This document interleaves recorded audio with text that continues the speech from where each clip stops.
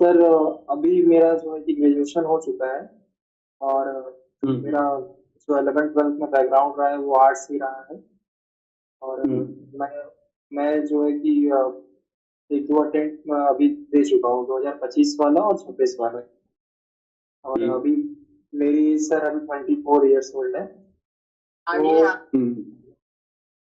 तो सर मुझे सबसे ज्यादा डाउट इस चीज में पहले रहता था कि एक सब्जेक्ट के लिए मल्टीपल रिसोर्सेज रखना। आपने पहले 2 अटेम्प्ट जो दिए, अब मुझे एक बात बताइए, पहले 2 अटेम्प्ट जो दिए उसका क्या हाल चाल था? 2 अटेम्प्ट में क्या किया आपने, क्या सीखा, क्या लर्न किया, आपका क्या एक्सपीरियंस था? आप पहले वो तो बताइए। जी सर, जैसे जो मैंने फर्स्ट अटेम्प्ट दिया था तो उसमें मेरी गलतियां ये थी कि मैं एक रिसोर्स रख के मल्टीपल उसको रिवीजन नहीं कर पाया। मल्टीपल मैंने बुक यूज किया सर। तो उसकी उसकी वजह से जो है कि सर मेरा सीसेट तो मतलब बहुत ज्यादा खराब नहीं, लेकिन फिर भी उसमें 48 48 सर नंबर थे। और ये जीएस में बहुत सर खराब होता है 48 नंबर। 200 में 48 नंबर लगना, पहले तो अपने आप को इस मोटिवेशन से ही हटाइए। जी सर, मतलब ये 200 में 48 नंबर है, 66 में 48 नंबर नहीं है। इसका कटा होता है मेरे 48 से। 200 में 48 नंबर मतलब 25%। बहुत खराब नंबर है, पहले इस बात को एक्सेप्ट कीजिए। अब बताइए फिर आगे। तो सर जो है कि वो अटेम्प्ट दिए, फर्स्ट अटेम्प्ट था।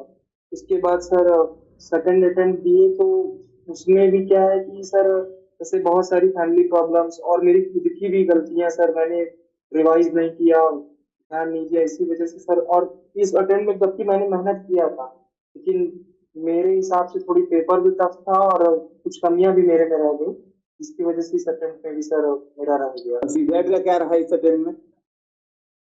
सर सीसेट तो पिछली बार से भी सही गया था, बट अब मार्क्स नहीं पता है, अभी तो अगले साल तो चेक नहीं किया आपने? नहीं सर, आंसर उससे मिलाया था मैंने।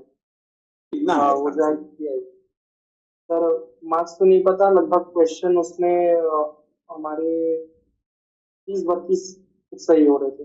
तब तो सीसेट क्लियर है, फिर 30 32 सही हो। तो यार देवेंद्र, मैं एक बात बताता हूँ आपको, और सभी लोग ये बात समझना। और बहुत अच्छा इनका डाउट है, बहुत सीरियस डाउट है, और लिटरली ये प्रॉब्लम आती है ना? ये लिटरली प्रॉब्लम आती है, ये बहुत जरूरी डाउट, और सब के लिए बहुत इंपॉर्टेंट। अपने मार्क्स का कैलकुलेशन और हिसाब किताब ना टिक्स पे होना चाहिए। मतलब मैं आपको अपने 5 साल के मार्क्स का हिसाब किताब बता सकता हूँ, और आप मानेंगे नहीं। आप मेरे नोट्स देखेंगे ना, चलो एक बार प्रीलिम्स का मेरे नोट्स इन लोगों को शेयर करना, ठीक है? प्रीलिम्स का नोट्स मेरे इन लोगों को एक बार शेयर करना। हर टेस्ट के पहले मार्क्स में कितने सही हैं कितने गलत हैं वो चीज है। आप देखो, पहले जो पहला पन्ना है ना नोट्स का मेरा पहला पन्ना का शुरुआत ही उसी चीज से कि इतना क्वेश्चन अटेम्प्ट किया, इतना सही हुआ, इतना गलत हुआ, इतने नंबर।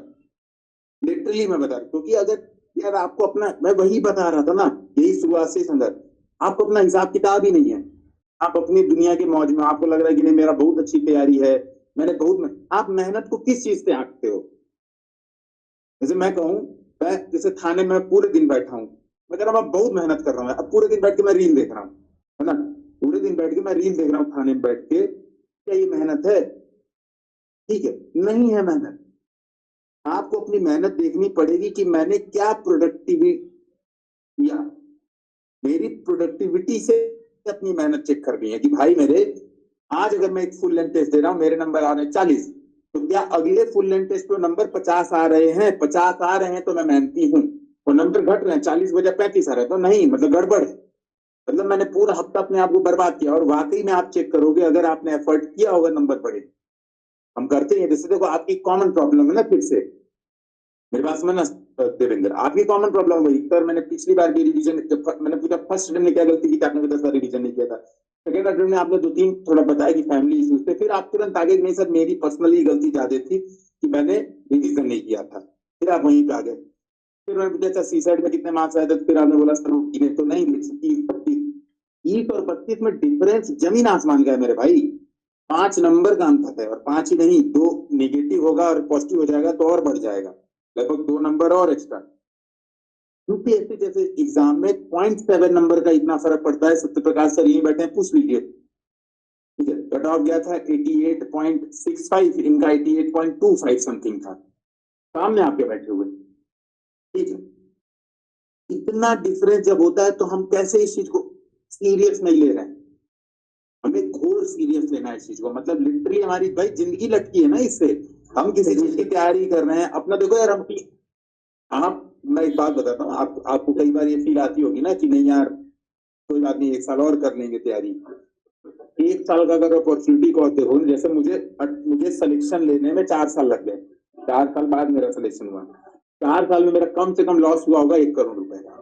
कहीं भी नौकरी करता आराम से 1 करोड़ रुपए कमा लेता, IIT बैकग्राउंड चलेगा। आपका क्या हो रहा है? आप अपना यूथ बर्बाद कर रहे हो, आप अपना टाइम बर्बाद कर रहे हो और आप अपनी गलती फिर रिपीट कर रहे हो।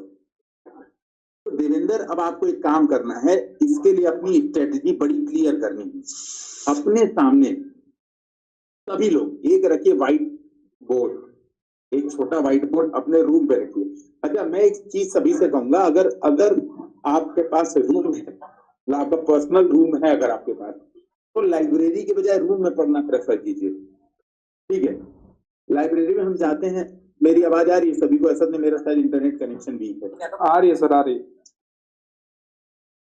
ठीक है, आ रही है ना? मैं ये कहना चाहता हूँ, आप लोग लाइब्रेरी के बजाय रूम में, अगर आपके पास रूम है, आप दिल्ली रह रहे हो या बाहर रह रहे हो, आपके पास पर्सनल रूम है, रूम पे फोकस भाई। एक तो रूम लिया पर्सनल, फिर जा रहा है लाइब्रेरी में पढ़ने, क्या मतलब है इसका? जी सर। क्या अलग हो गया इससे, है ना?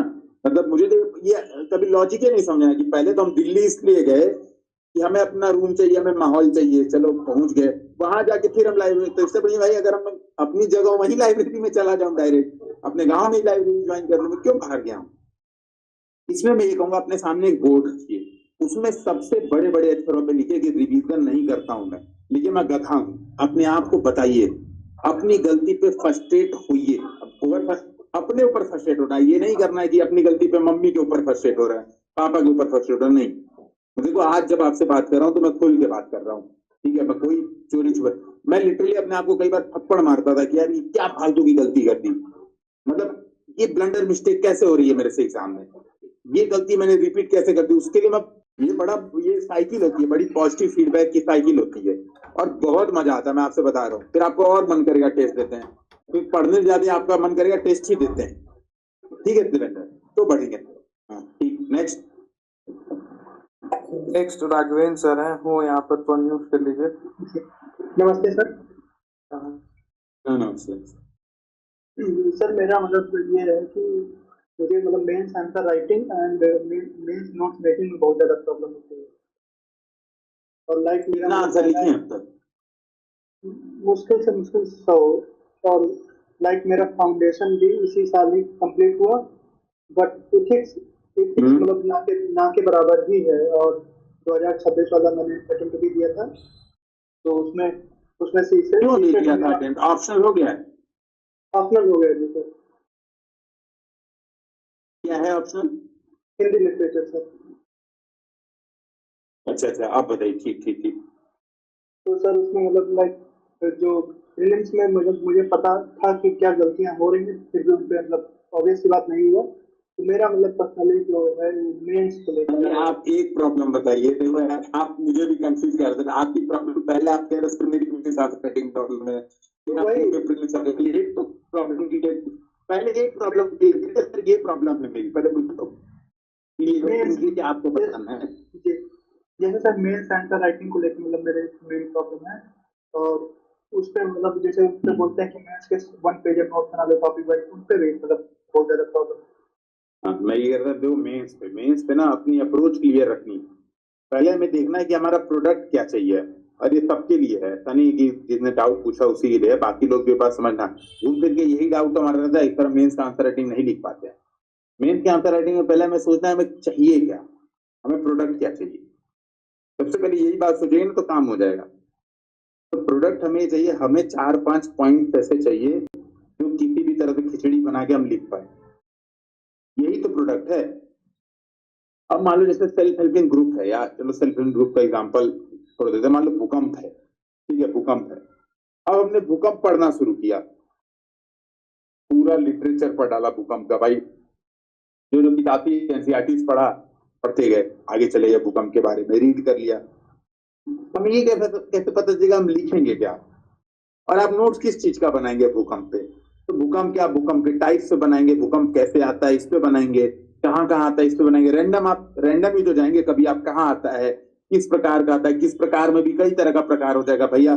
प्लेट टेक्टोनिक के आधार पे भूकंप आ रहा है, मानव जनित भूकंप आ रहा है, प्राकृतिक कारणों से आ रहा है, अलग अलग हो जा रहा है ना भाई। भूकंप, न्यूक्लियर बम फूट गया तो भी भूकंप आ रहा है, न्यूक्लियर बम का क्या इम्पैक्ट पड़ रहा है। आप ऐसे तो आप नोट्स बनाते चले जाएंगे, बनाते चले जाएंगे, और आस्था है।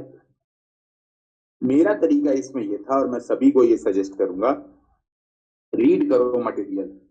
आपने कहा देखो बेसिकली क्या होता है ना, दो तीन चीजें होती हैं। एक होता है हमारा सबकॉन्शियस माइंड, एक होता है हमारा ऊपरी लेयर जो एकदम सबसे ऊपर ऊपर होता है, और एक होता है एकदम निचली लेयर कॉन्शियस माइंड।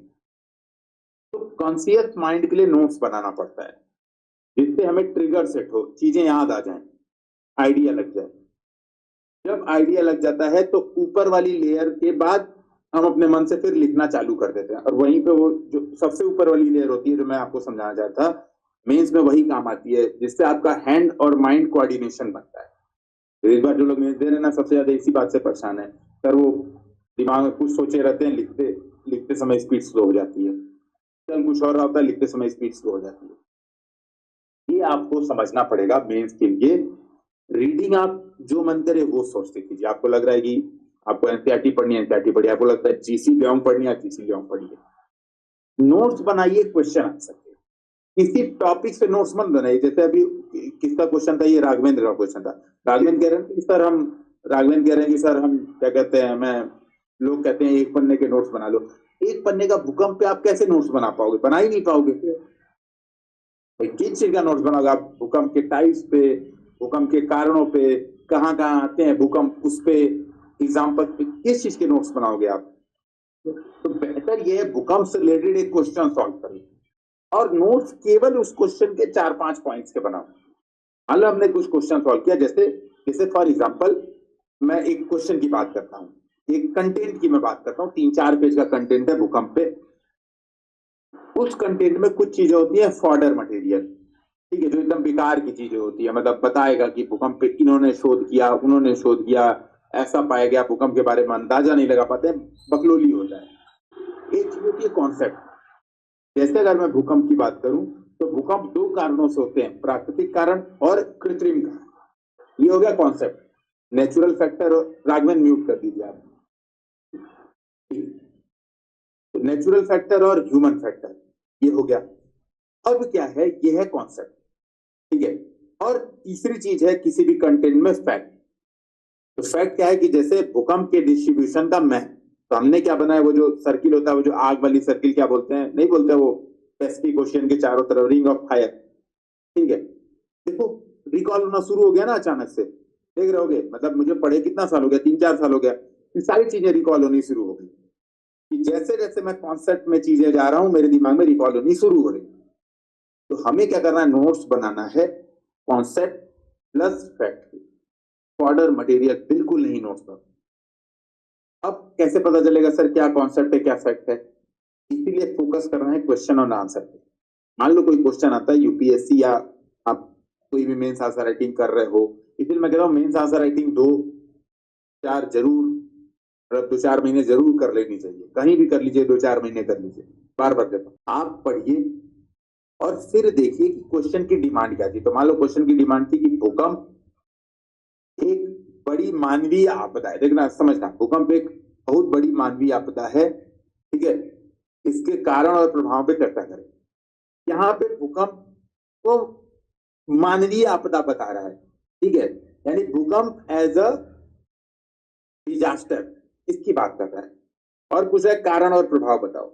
तो आपको आइडिया लगे, जब हम डिजास्टर की बात करते हैं, तो डिजास्टर पे जब हम फोकस करते हैं, तो हम देखते हैं कितना ह्यूमन या जो पैसे वाला लॉस हो रहा है, जन धन की हानि कहते हैं, वो क्या हो रहा है भूकंप से। तो हमें पता है कि यार एक फैक्ट हमें लिखना है कि 2020 से लेकर 25 तक इतने % जीडीपी का लॉस हुआ भूकंप के कारण। ये फैक्ट हमारा इंपॉर्टेंट होगा।